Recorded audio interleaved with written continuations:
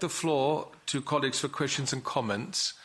Throughout the last 10 minutes, we have all been favoured with regular notification sounds from a mobile phone or iPad. And we're all very impressed that obviously he or she gets an email once or every minute or so. But would you please be so kind to exactly turn this sound off now? Whoever it is, we in AFET don't do that. So turn it off, and if it's an unidentified telephone or unaccompanied telephone, may I ask the ushers to just remove it? It's just annoying, and it's a sign of disrespect towards our guest.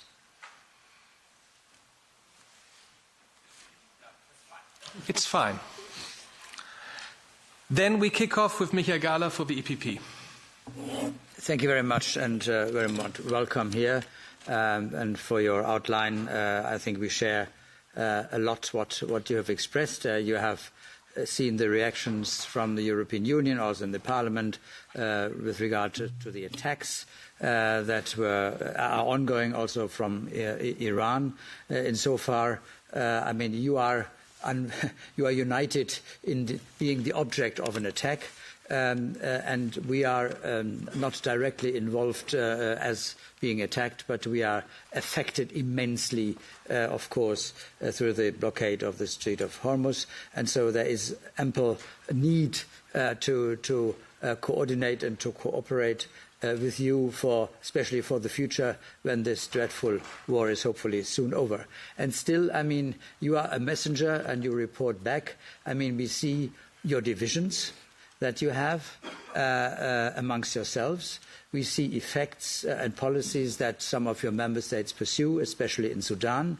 If you can communicate to those concerned that they should stop it simply and save the money for reconstruction and do the things that are necessary in the Gulf area for cooperation.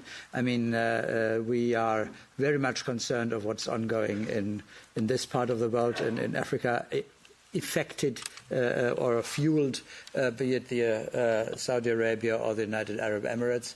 That is not in your interest at the end, and not in ours, and not in the countries given. That is the one thing. The other thing is, I think, a free trade agreement with the United Arab Emirates is on the agenda, but that cannot, so to say, in my mind, that it has all to be seen together. What now in the given situation? So your individual member states of the Gulf Cooperation Council, we would welcome if you get your acts together amongst yourselves, settle differences and join forces for having a common stance towards the Mullah regime, but also towards us when it is about cooperation. So that enables us to do far more in the area that is necessary to be addressed. So thank you for being here and communicating our messages. Thank you. For the S&D, Tobias Kremer. Yes, thank you very much, Your Excellency, for coming, especially at this moment where I think the crisis in the region is very acute. So I think it's all the more important that you are here today and that we can have this conversation. I'm very glad about your remarks. I can echo what my colleague Michael Gahler said about that. I think it was also a very good sign that we had this meeting between the GCC and the Council very early on in the conflict, and that we now look into how to cooperate there more closely, because what we are seeing is very clear that the threat that you are under and that we are under are linked by also the alliance between Iran and Russia, very clearly, that Russia is supporting Iran when it comes to weapons, when it comes to intelligence, but also when it comes to finances. And I am very glad that President Zelensky of Ukraine was in the Gulf region, has had a lot of bilateral meetings and bilateral agreements. And the first questions I would have is whether there's also some cooperation on the GCC level with Ukraine, whether you've been looking into moving from the bilateral point to a more institutional cooperation with Ukraine, especially when it comes to coordination of support in air defense, so using Ukrainian drones, but also making sure that that we don't compete with one another when it comes to critical air defense from the United States, but that we find a way to cooperate there, given that it is a shared challenge. And my second question would be, we have heard very clearly from our American allies what they would see as a role for European partners partners in this moment. But I'd be actually much more intrigued to hear from the GCC and from our regional partners what you think a most productive role for Europe and the EU would be in this conflict right now, but especially once there's a peace agreement, and once again how you see the cooperation between the EU and the GCC concretely with measures of how we can contribute to security and peace in that region. And finally, I just want to echo what Michael Gahler has said, that you talk about increased cooperation, trade, etc. I'm fully on board with that, but once again, we'd be grateful if you could carry that back to some of your member states as well. That, of course, it makes it much harder for us if we then see the images of Sudan and the role that some of the member states are alleged to play there. That makes it much harder to go further in that cooperation. But yes, my other two questions, I'd be very intrigued to hear your view on that. Thank you. Thank you. For the Patriots, Antonio. Thank you, Mr. Chairman. Mr. Secretary General, thank you very much for coming and speaking to us. We always appreciate that, and I must say that I see in this Parliament a very strong will to cooperate with the Gulf countries, both individually and in group. And I'd like to commend the work of the President of the delegation for the Gulf region, my colleague, Mr. Lobatka, who has been very active in this role. Well, this said, the Gulf countries are an essential partner for the Europeans, and this is not just words, this is a fact. Because we have our problems, we have our misunderstandings as well. So we cannot give moral lessons to others how they should behave or how they should be united if we are not ourselves. Well, but nevertheless, I'd like to tell you that we make an effort here to be, as a whole, at least a very strong group vis-à-vis the Gulf. This said, I'd like to ask your attention for a couple of things. I know that conflicts, mainly in that region, in the Middle East, are not to be solved, they are to be managed. We did the same in other parts of the world, like Bosnia, for instance, and now the situation does not like to be easily solved.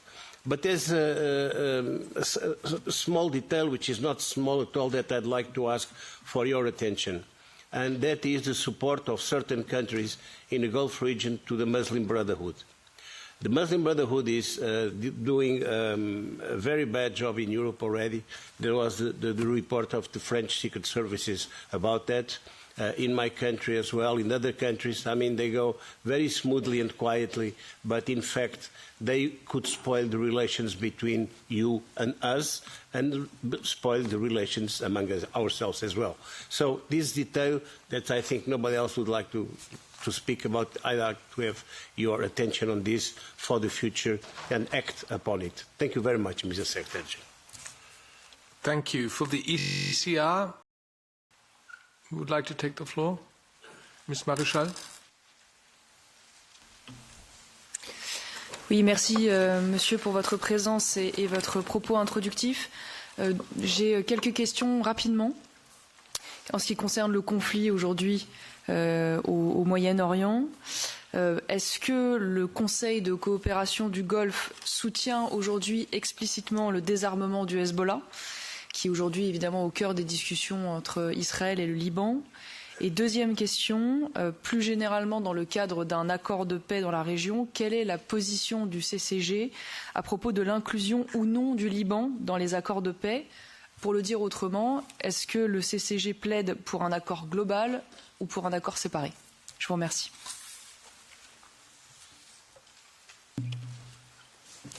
Thank you, Madam. For Renew, Petras Austrevicius. Thank you, Chair. Secretary General, welcome to the European Parliament. It's always good, to get into the dialogue and to establish bridges. As you said, to quote you, your exchange with the High Representative Kaja Kallas was, among other things, about you discussed both sides sharing understanding. Mr. Secretary General, do you share the European imminent concern about Russian threat to the European security?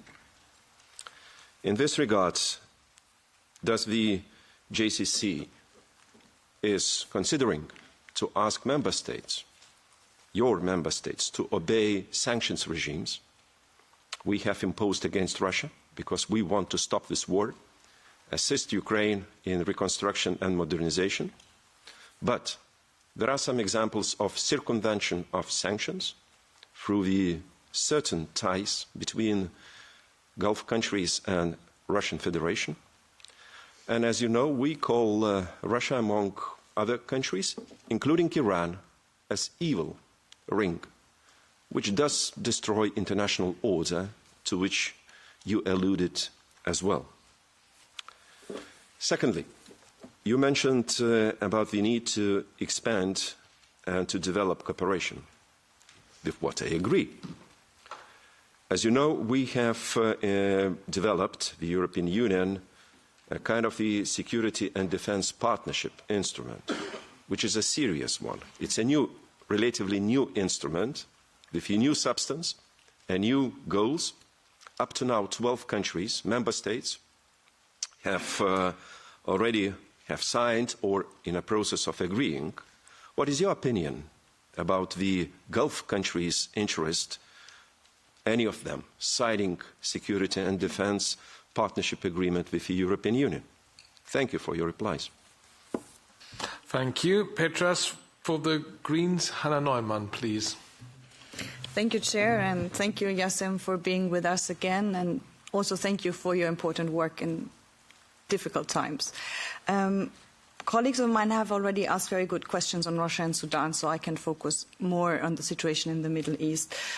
And here we are somehow again on the same side these days, I would say, because neither the EU nor the GCC wanted this war, but we clearly have to deal with its consequences. The consequences are problematic for us in the European Union, but they are even more drastic for the Gulf countries. And I'm afraid there might even be more problems ahead. So first of all, I would like to express our solidarity with the Gulf countries in the face of Iranian attacks. In the shadow of this big escalation, we also see so many things happening in the region that usually would make it upfront on the headlines, but they are just happening in the shade, such as Israel expanding settlements in the West Bank and passing apartheid laws, militias in Iraq killing democracy and women's rights activists, the Iranian regime forcibly disappearing and executing protesters.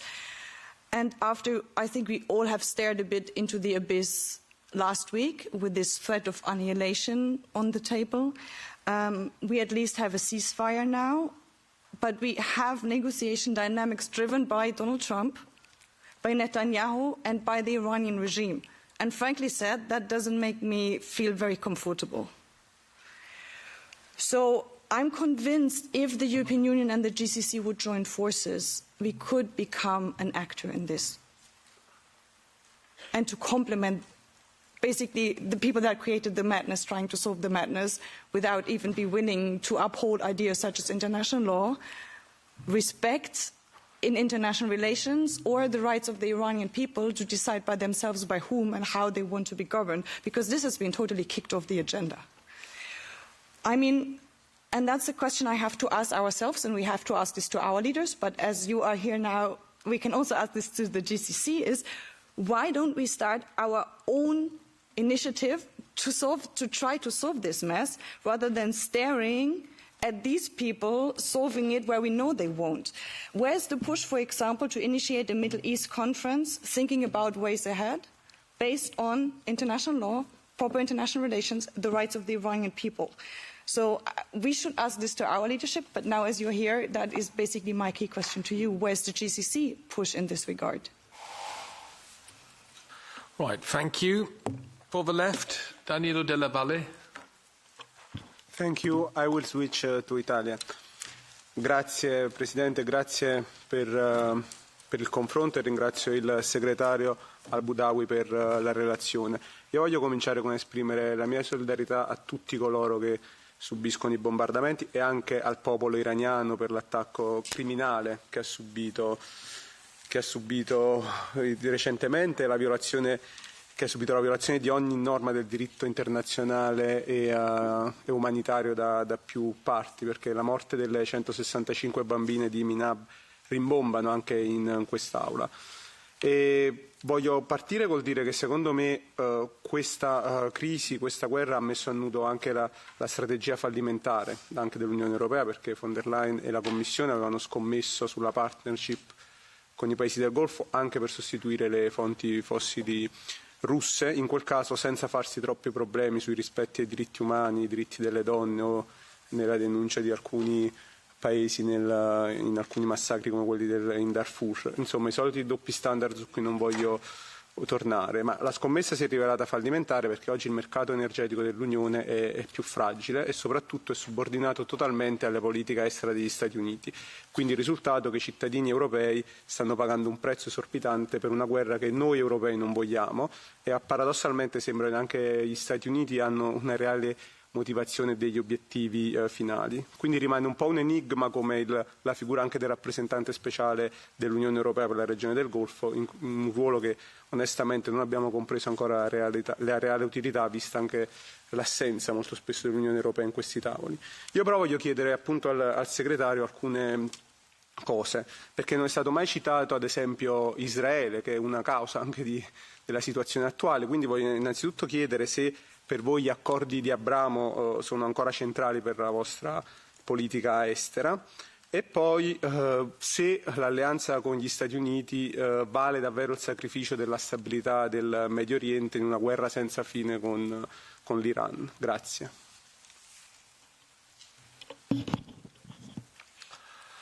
Thank you. And finally for the ESN group, Mr. Stoyanov. Thank you, Chair. I will proceed in Bulgarian. Ваше превъзходителство, в Европа добре знаем от нашия собствен горчив опит, че само по себе си осъждането на дадена агресия или налагането на санкции не носят очаквания резултат или поне не бърз такъв. Това е повече от видимо. Вие сте опитен дипломат с история в САЩ, Европа. До някъде вече засегнахте темата във вашето изложение, но бих искал да по-конкретно да отговорите. Кои са най-важните конкретни стъпки, които бихте искали да видите от страна на европейските държави с цел избягването на още по-голяма ескалация в Близкия изток в посока на разрешаване на конфликта и постигането на устойчив мир? Какво би било най-необходимо и полезно от европейска страна според вас в този случай? Благодаря ви.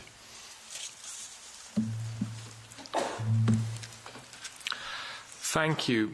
He's already been praised, but now I'm happy to give the floor to the chairman of the Delegation for Relations with the Arab Peninsula, our colleague Arnold Lopatka, for 2 minutes. Thank you very much, dear Secretary General Albudaiwi. 2 weeks ago, before the war started, the experienced Saudi diplomat, Prince Turki Ibn Faisal, told me a war would be a nightmare for the Gulf countries. And the nightmare became reality. We have to see it. The shock of daily rockets and drones is like we would experience if they were falling over Brussels, Berlin, Rome, or Paris. So talking about the region, we must always keep in mind that Iran is the biggest state sponsor of terrorism. It is the country causing the most instability in the entire Middle East, as well as horrific suffering of its own people. The Iranian regime massacred thousands of its own citizens only in January, who dared to demand freedom. So now Iran is hitting the Gulf region, and this aggression was, of course, against sovereign states and their people. And as chair of our delegation, I condemned immediately these attacks in the strongest possible terms. And we are in a good exchange. We had 8 incoming and outgoing interparliamentary meetings, and we continue with our work to discuss regional security, economic cooperation, energy transition, people-to-people contacts, and to strengthen institutional relations. It is in our both interest. And yes, we also expect your support when we talk about the war of Ukraine. And I see Gulf countries as strong partners with increasingly importance, because you play in different conflicts a big role. And please also listen to us, to my colleague Michael Kalla, when we talk about Sudan. So what I want to say, and I want to finish with this, we have to see, yes, the Gulf countries as strong strategic partners. When they are under attack, and you could hear it, Europe is not silent. And the Iranian people, they deserve freedom, you deserve stability and security, and Europe and the European Union must be on the right side of history, and I'm sure we are. Thank you, dear Reinhold. Other members who would like to take the floor, we have two requests, Mr. Brown and Mr. Schöndahl. Anyone else? Madame Sorel. So that's free. We want to give our guest speaker at least 15 minutes. So if you could limit yourself to maximum 1.5 minutes. And our first speaker is Mr. Brown. Let me first express my sympathy and sorrow because of all the losses, all the human and property and business losses that you suffer. But since we can observe visibly that Israeli and American aggression against Iran does not solve any problem, it only multiplies problems in your region, since you can observe that the very presence of US military factor in your region has a purely destabilizing effect. Wouldn't you reconsider your reconciliation with Iran? You had a good example. A few years ago, Iranian-Saudi Arabian reconciliation and normalization, brokered by China, by the way. And wouldn't you follow that example based on your own sovereign interests, not based on any faraway foreign interference?